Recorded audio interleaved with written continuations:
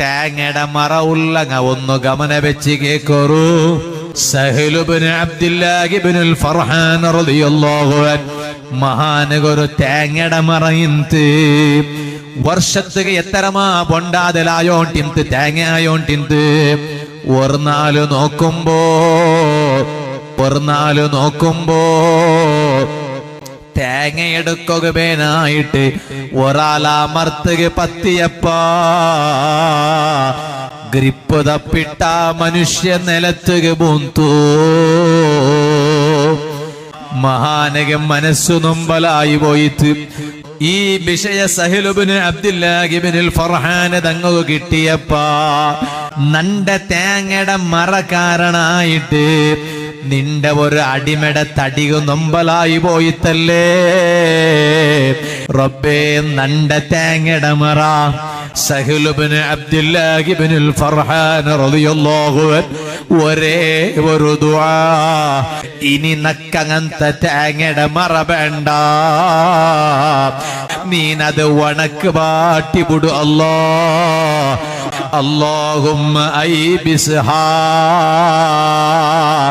ഇനി നക്കാ തേങ്ങയുടെ മറ വേണ്ട, വണക്കിവിടു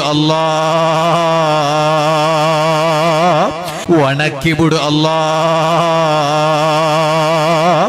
ആ തേങ്ങയുടെ മറ ഉണങ്ങി പോയിട്ട് ബാടി പോയിട്ട് സഹ്ലു ഇബ്നു അബ്ദുല്ലാഹ് ഇബ്നുൽ ഫർഹാൻ തങ്ങളെ ദുആ കൊണ്ടിട്ടു.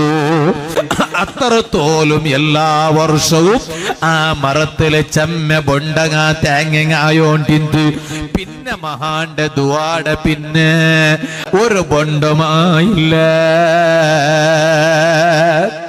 ആ മരത്തിലൊരു തേങ്ങമായിട്ടില്ല. അങ്ങെല്ലാരും വലിയ സ്ഥാനത്തേക്ക് എത്തുന്ന കാരണം എന്തുകൊണ്ടു? അതേ സ്വന്ത നന്റെ ഒരു തേങ്ങയുടെ മറ കാരണം ഒരാള് കീല് പൂന്തല്ലേ നക്കിനി ആ മറ വേണ്ടാണ്ട് തീരുമാനിച്ച മഹാൻ താജുൽ ഉലമ തങ്ങ അതിനെ ചൊന്നു, ഇന്ന് എടാ ദീർഘായുസിന് വേണ്ടി ദ്വാർക്കണ്ട, അങ്ങനെ കൽബ് ക്ലിയർ ഉള്ളത് കൊണ്ടു ആ കൽബ് ക്ലിയർ ആക്കണു. മരിഫത്ത് കിട്ടി മരിക്കണം, കൽബ് പ്രകാശിച്ച് മരിക്കണം.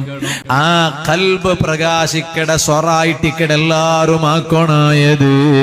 അത് ഞാൻ എന്റെ തടിടട്ടം നിങ്ങളൊട്ടം ചൊന്നിട്ടു, ഞാൻ എന്റെ ഇണ്ടത്തെ വാലു നിപ്പാട്ടെ അർഹമുർ റഹീമീനായ അല്ലാഹ്.